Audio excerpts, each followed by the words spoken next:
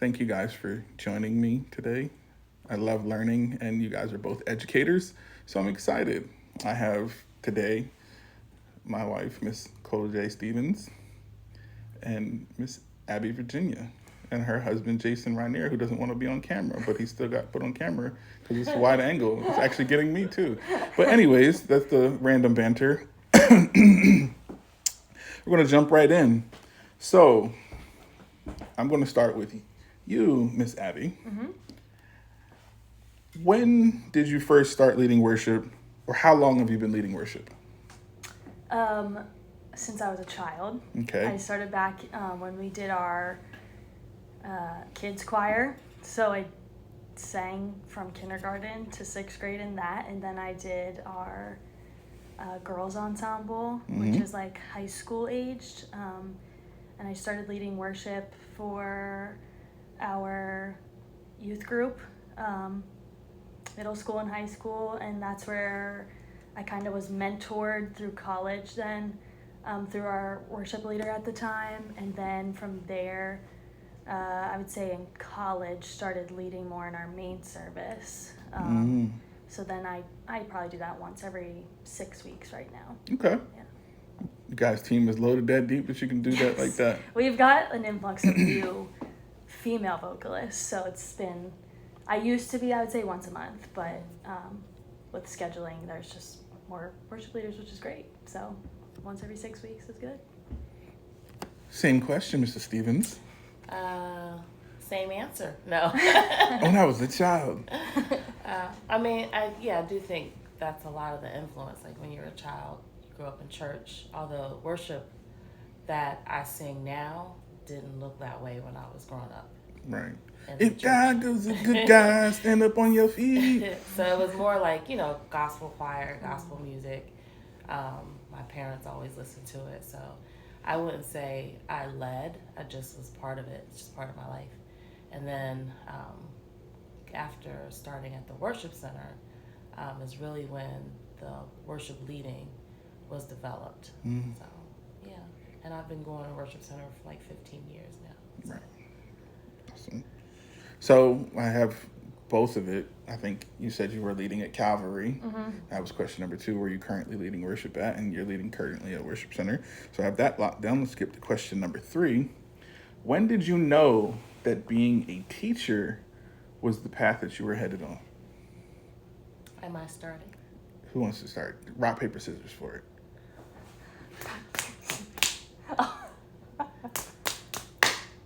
All right, I she guess won. I'll start. Yeah.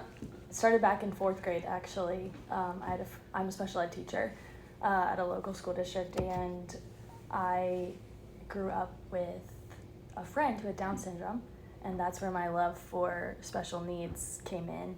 And so it was then that I knew I wanted to be a teacher, and nothing really changed from 4th grade. I struggled to actually pass my certification test my senior year of college. So that was like a trialing time of, God, is this what I'm supposed to do? Since it took me 3 times to pass the special ed portion of my test too. And so that was very like, okay, I thought this is what I meant to do, but I was finally able to pass. And so, yeah, it was that friendship that developed in 4th grade that we then were like separated to prepare us for middle school. And so I remember my mom telling me one time that she had like a parent-teacher conference with my teacher, and they're like, yeah, we're gonna separate you and Sierra next year so that Abby can prepare for middle school and Sierra can prepare for middle school since we'll be separated. So after the separation is when I was like, that's what I want to do, because I loved it so much, and we clicked really well. It felt easy. So yeah, that's when I knew I wanted to be a teacher. Same question, Colette. Yeah, so for me, I was always around music. Like, music was a love. It's funny because in my yearbook, I wrote that I wanted to be a computer programmer. You know how they ask you that, like, what do you want to do when you grow up? I put computer programmer, cosmetologist, and I forget, it might have been a music teacher. I don't even know. But I just remembered that. But I had some teachers in my upbringing that really influenced me to want to go in that direction. I played violin. from elementary school. I've just been involved in just performing and playing, and really loved it. And then I had very influential high school orchestra director who was just amazing and really impacted me as a leader also in high school. And then from there, I just majored in music and stuck with something that I love and had been doing. And I knew I had that leadership ability within myself to teach. So. Awesome.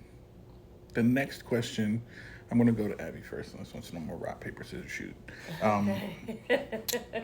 What are some of the teaching styles you find most effective? That's a good question. Being a special ed teacher, you got to really adapt to the students' needs. And so I feel like I do a bunch of different teaching styles within my classroom, whether it's visuals or auditory or hands-on, things like that. I know as a child, for me, since I sometimes struggled in school, the hands-on aspect of learning was the best way that I learned. So I take time to figure out my students' greatest need area first and figuring out how they best learn before I would proceed with any like intense instruction per se. But hands-on is one that I learned best from with, and because it's just like the motions of certain things help you remember. Or I like to sing to my kids sometimes. They don't like it, but they'll Bully. Yeah.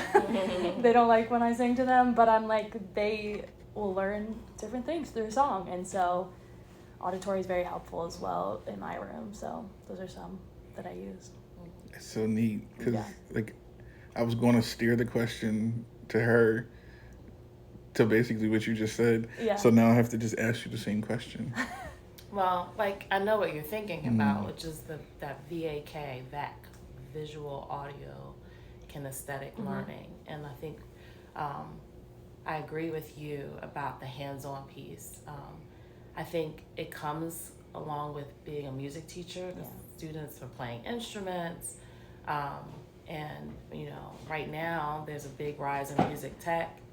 So just being able to get their hands onto something just helps. I think as I was listening to you, one of the things that popped into my head was like students, getting to know your students and understanding what their strengths are. And I think even greater than that, after having taught so long, is understanding how I learn and like, you know, how does that impact my teaching?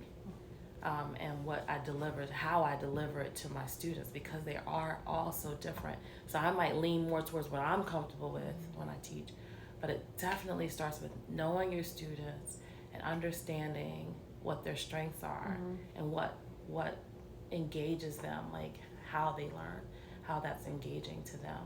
So, and when I plan lessons, that's what I'm thinking about, thinking about all those aspects of how I can deliver that information or the lesson to them, is really to work from their strengths. Awesome. So the last question, I don't know if it translates the way it's in my head. So these teaching styles, how can those teaching styles, like we have the Myers-Briggs and the Strengths Finders and the Enneagrams and everything else like that, but people have learning styles as well. Inventories. So how do we like recognize those things and then discover in ourselves how we can learn better? Who wants to go first? So you're asking, so How from can a we student, teach people how to learn? Being like lifelong learners. Yeah, so like, or understanding themselves as learners? Like, so for Jason and I, go to the right camera, right, there you go. For Jason and I, we have to teach people, and oftentimes teaching people is a struggle, and I didn't know what I was doing wrong until you said there's 3 different, these visual, oral, kinesthetic, and there's probably others as well, but types of learning. And so like you're like, you teach people how you learn. But when I hit that point where the person doesn't learn the way I'm used to teaching, I now have to teach people how to learn the way that I learned, and also how they do. Right. So like the last church that I was helping out with, one of the fellas there needed to, like, he's an instruction manual reader. So I had to write everything out for him, take pictures and attach it, and like really be extremely like over the edge descriptive of how I do things by using the technology that was in front of him. And so I'd have to explain it over and over and over again. And I ended up getting to the point where I told him to write it down himself. Here's my keyboard. I'm going to explain it to you. You write it down. You see what it is. Let's look back and forth and come up with a common language. So I want to, like, for worship leaders, for technical people, I'd love to personally learn how to teach people better so that I can, sorry, I need to take these headphones off. It just blipped in my ear.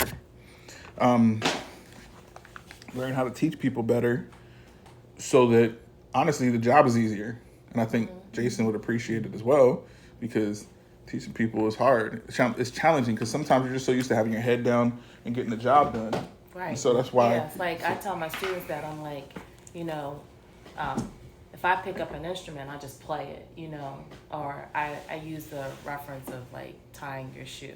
You know, you just do it, or you brush your teeth, you just do it.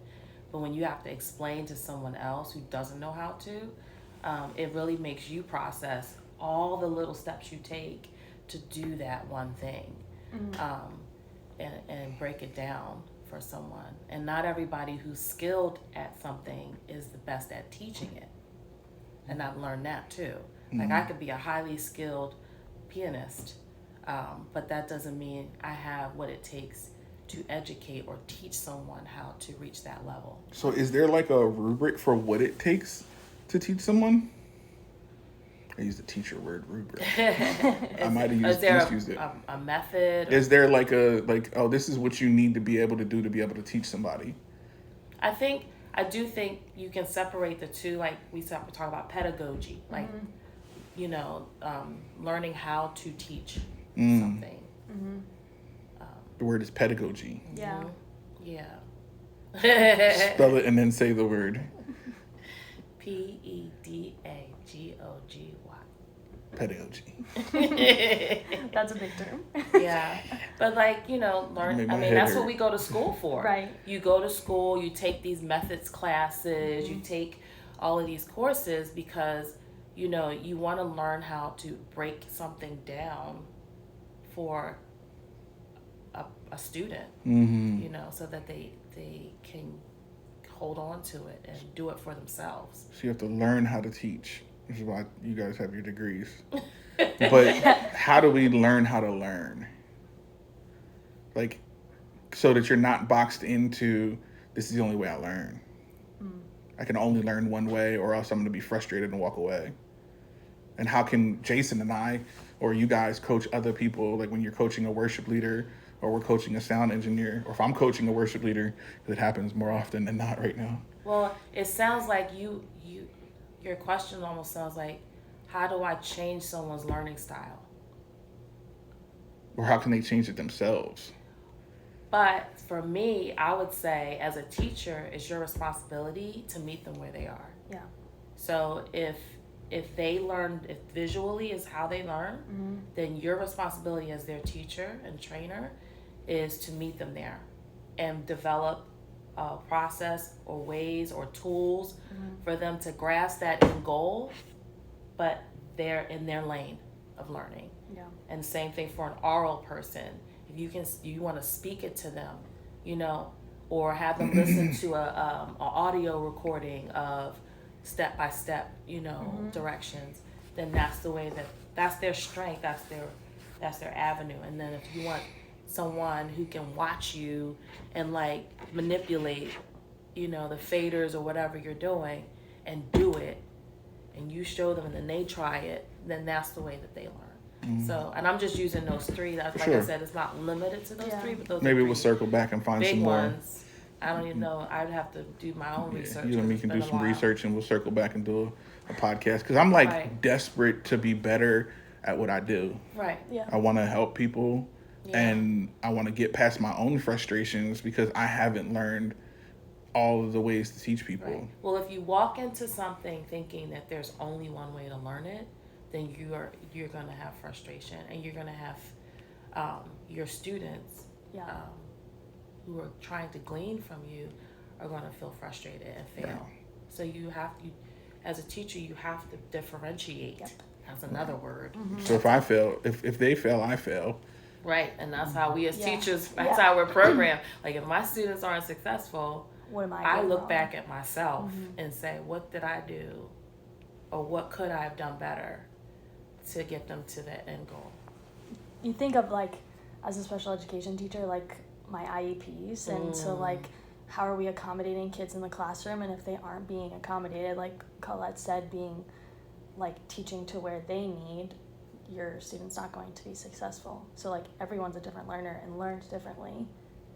So I think to your question, we can't like teach people how to learn Different. like the way we learn. Like we have to meet them where they're at in order to make them be successful or Right. allow them the opportunity to be successful.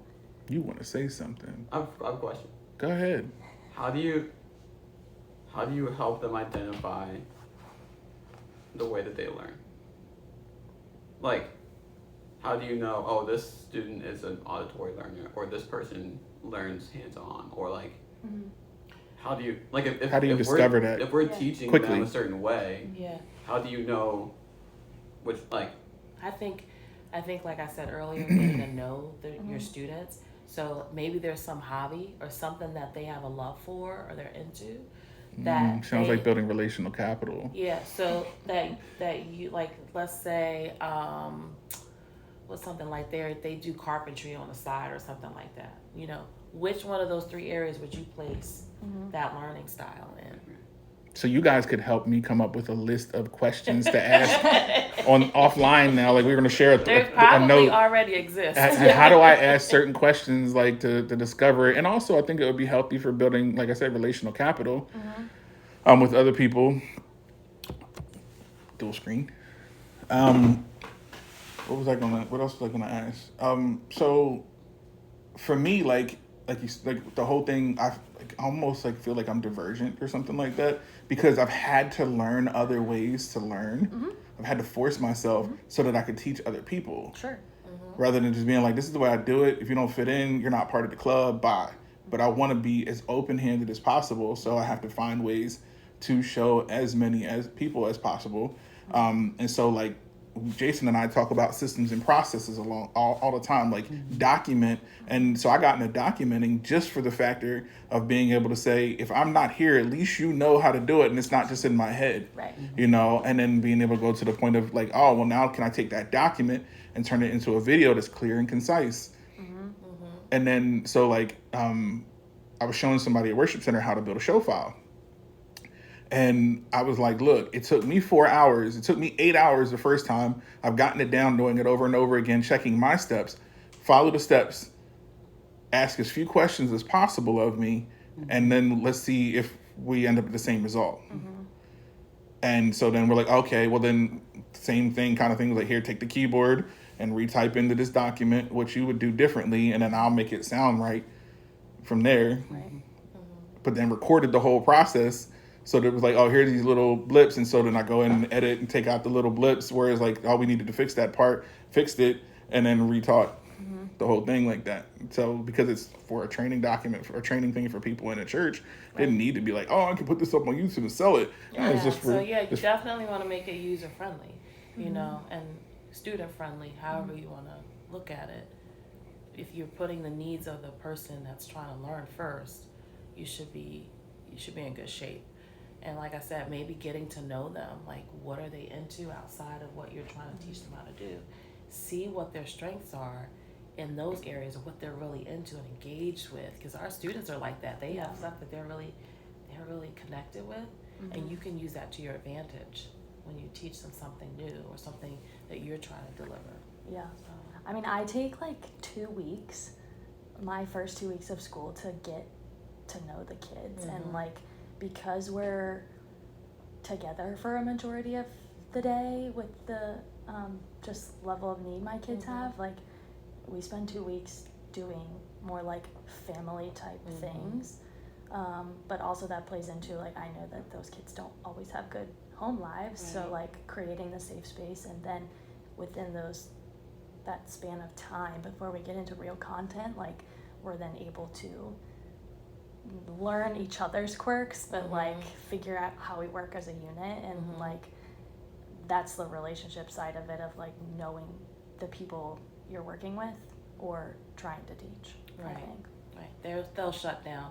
If the relationship's not there, it's Right. You like, can't why get do I to. need to listen to you? Absolutely. You know, you're building respect. You're building a sense of, I care about you. And you hear that often now in education, like the care piece is critical, right up front. And if people know you care, there's a lot that they'll do before someone who's like, well, you know, you're not showing any concern about me, so why should I listen to you? Right. You know, that's huge. The relational piece is huge in any area, whether it be education, whether it be in the audio engineering field, whatever field. It's huge, you know, to start there. Right. Know the person, get to know them, show you care, and then they'll open up to listen. So good. Well, my technology decided to run out of battery. In this beginning phases of doing this, the content is super important to me. The quality control of it all is lacking, but I think this is a great conversation. So I want to thank you guys, and we're going to sign off. All right. Thanks. Peace.